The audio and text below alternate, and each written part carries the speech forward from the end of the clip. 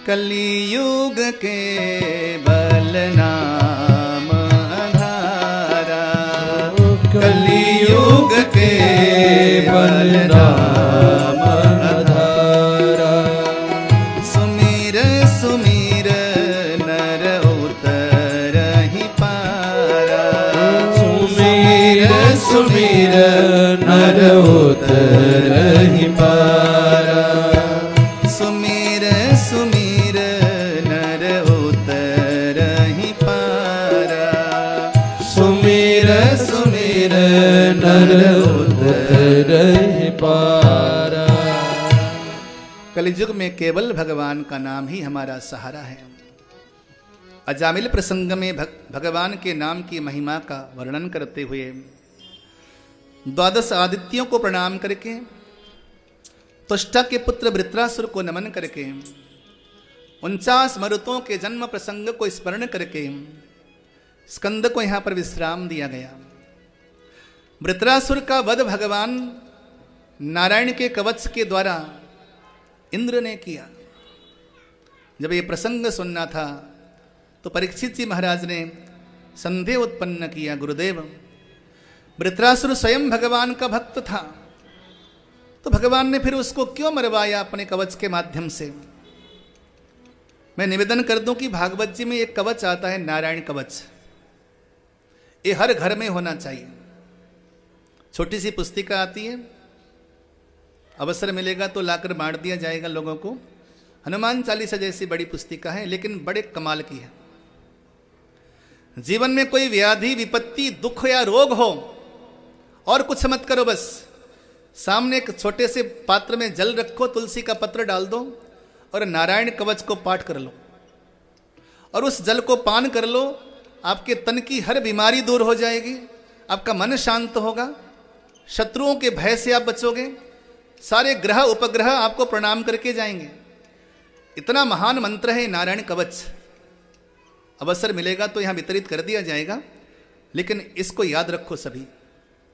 कई बार हम बड़े परेशान हो जाते हैं, हम डगर डगर घूमते हैं, भागते हैं, ये दुख है वो दुख है, लेकिन हम ध्यान से सुनते नहीं।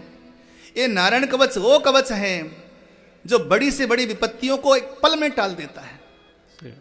और मैं व्यास गद्दी से बोल रहा हूं, मैं नारायण कवच की पुस्तिकाओं को लगभग हजारों की संख्या में बांट चुका हूं।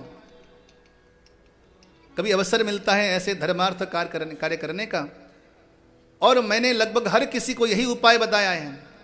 अगर कोई कष्ट हो तो नारायण कवच का पाठ करो। हिंदी, इंग्लिश और संस्कृत तीनों भाषाओं में प्राप्त है। गीता प्रेस से अलग से पुस्तिका आ जाती है छोटी सी। नारायण कवच के माध्यम से वृत्रासुर का वध किया, यानी कि भगवान ने ही वृत्रासुर का वध कराया। क्यों कराया? बोले वृत्रासुर जो था भगवान का भक्त तो था, लेकिन धर्म विरोध था, देवताओं से विरोध करता था, नीति विरुद्ध था। एक समय भगवान शंकर और पार्वती का संवाद हुआ।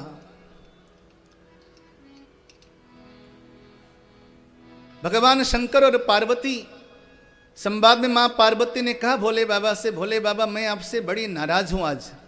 बोले क्यों? बोले जब आपको रावण बुलाता है तो रावण के बुलाने पर आप एक पल में लंका पहुंच जाते हो। यहाँ की परोसी हुई थाली छोड़कर कहते हो कि रावण के घर में खाना खाऊंगा, और वहां सागर के किनारे मेरे रघुनंदन जी, मेरे राम जी बुलाते रहे भोले बाबा आ जाओ, लेकिन आप गए नहीं और मेरे राम जी को बालू का शिवलिंग बनाकर आपकी पूजा करनी पड़ी।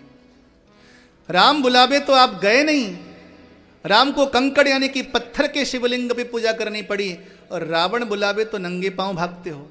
ये कैसा न्याय है आपका? भोले बाबा ने बड़ी सुंदर बात कही थी। देखो पार्वती, अगर रावण जैसा व्यक्ति भगवान यानी कि शंकर को बुलाएगा, रावण जैसा व्यक्ति अगर शंकर को छू देगा तो शंकर भी कंकड़ बन जाएगा, पत्थर बन जाएगा। लेकिन राम जैसा व्यक्ति अगर पत्थर को छू देगा, कंकड़ को छू देगा, तो कंकड़ भी शंकर बन जाएगा। क्यों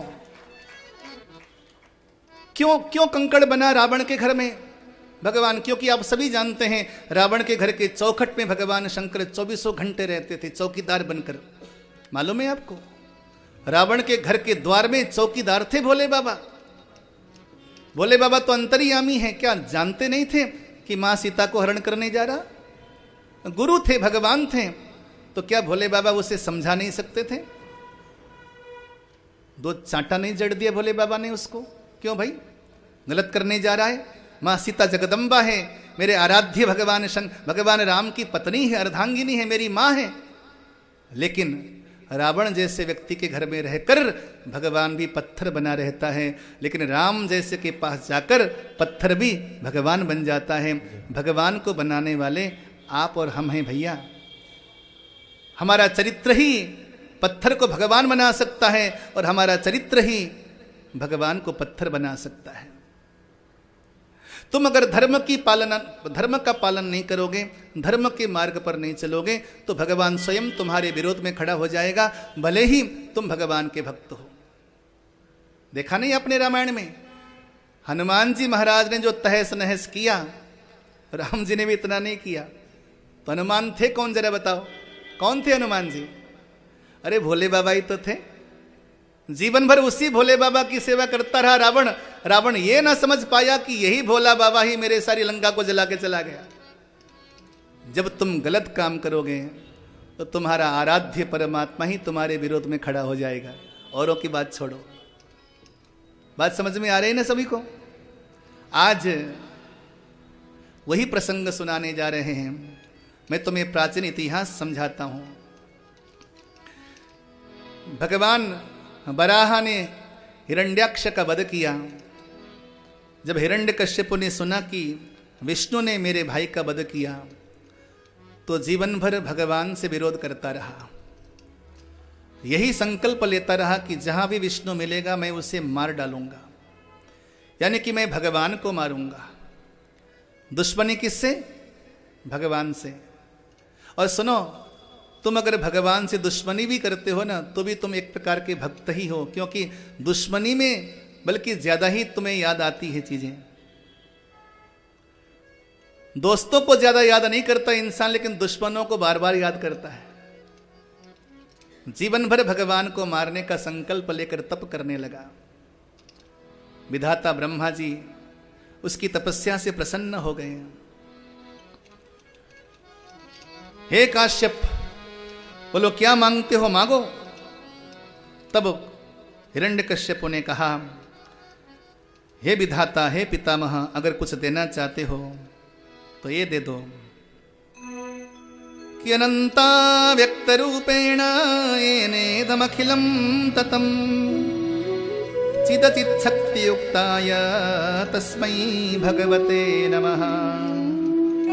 यदि दास्यस्यभिमतान् वरान् मे वरदोत्तमा भूतेभ्यस्त्वर्ति सृष्टेभ्यः मृत्युर्मा भून्मम प्रभो।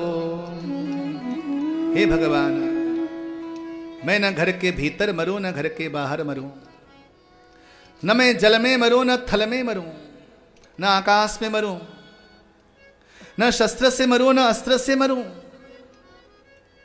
हे विधाता, आपके द्वारा सृजित किसी प्राणी के द्वारा मेरी मृत्यु न हो। विधाता आपने कितने महीने बनाए? बोले बेटा 12 महीने बनाए मिलाकर। बोला इन 12 महीनों में मेरी मौत न हो, कर लो बात। बोलो जय श्री कृष्ण। इंसान की तृष्णा कैसी होती है। एक व्यक्ति गुरुजी के पास गया, गुरुजी ने मंत्र दिया, इस मंत्र को जाप कर ले, भगवान खुश हो जाएगा, तो जो मांगेगा सो दे देंगे भगवान। ब्रह्मा जी प्रसन्न हो गए तप करके। ब्रह्मा जी बोले वरदान मांग ले, लेकिन ध्यान रख केवल 2 ही वरदान मांग सकता है, तीसरा नहीं। तो बोला कि 2 में क्या क्या मांगूंगा, मांगने की चीजें तो बहुत सारी हैं। पूरा दिमाग लगाया बंदे ने। बोला पहला वरदान तो ये दीजिए महाराज कि अभी शादी नहीं हुई है, शादी हो जावे। और दूसरा वरदान ये दीजिए कि जब चाहूं आपसे 2 वरदान और मांग लो। बोलो जय श्री कृष्ण। जय श्री कृष्ण। बहुत दिनों के बाद शादी हो गई, काम धंधा सही नहीं चल रहा था, फिर से मंत्र बोला।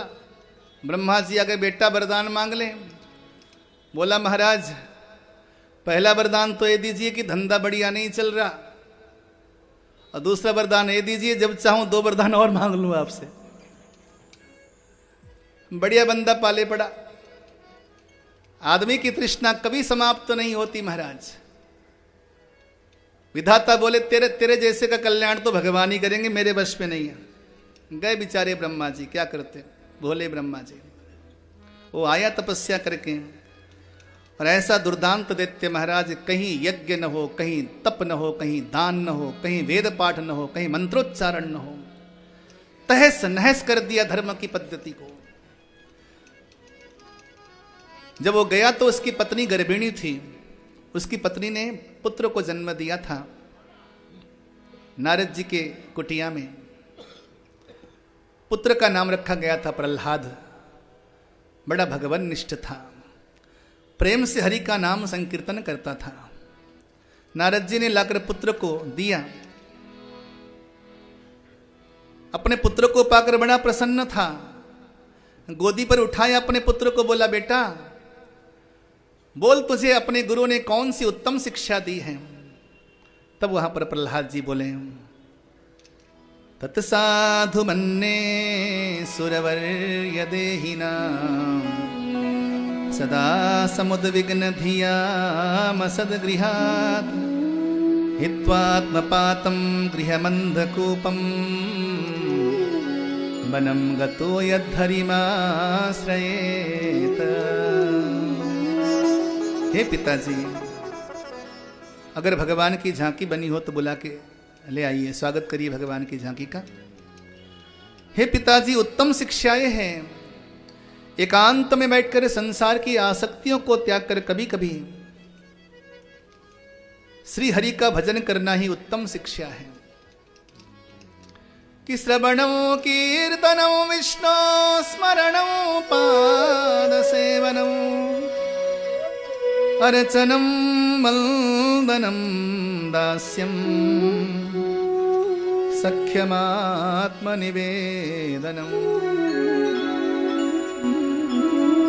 जिस भगवान से जीवन भर मैंने दुश्मनी करी थी, आज उसी भगवान का भक्त मेरे घर में आ गया। दुर्भाग्य है मेरा। हे कुपूत, धिक्कार है तुझे, हे कुलंगार। अब तो प्रहलाद जी महाराज को अनेकों प्रकार की यातनाएं देने लगा। पासनी सो बांध के अगाध नीर बोरी रखे, तीर तलवारन सो मारी मारी हारे हैं। गिरी ते गिराए दियो डर पे नने कुतब, मद मत बारे भारे हाथी तरे डारे हैं। पाश में बांध कर पानी के बीच में फेंकवा दिया गया। तीर और तलवारों से मार मार के हार गया। ऊंचे पहाड़ से गिरवाने का प्रयास किया, गिरवा कर मारने का प्रयास किया गया। उसकी बहन थी होलिका, उसे वरदान था, उसके पास ऐसा शॉल था, चादर था, जिसे डालकर अग्नि में बैठती तो अग्निदेव नहीं जला सकते थे। आज प्रहलाद को गोदी पर लेके बैठी होलिका। भगवान के ऐसी दया महाराज की, उसका चादर वायु के प्रवाह में उड़ गया आसमान में और होलिका जल गई, लेकिन प्रहलाद जी का बाल भी बांका नहीं हुआ। बोलिए भक्तवत्सल भगवान की जय। हर जगह से भगवान रक्षा करते रहे।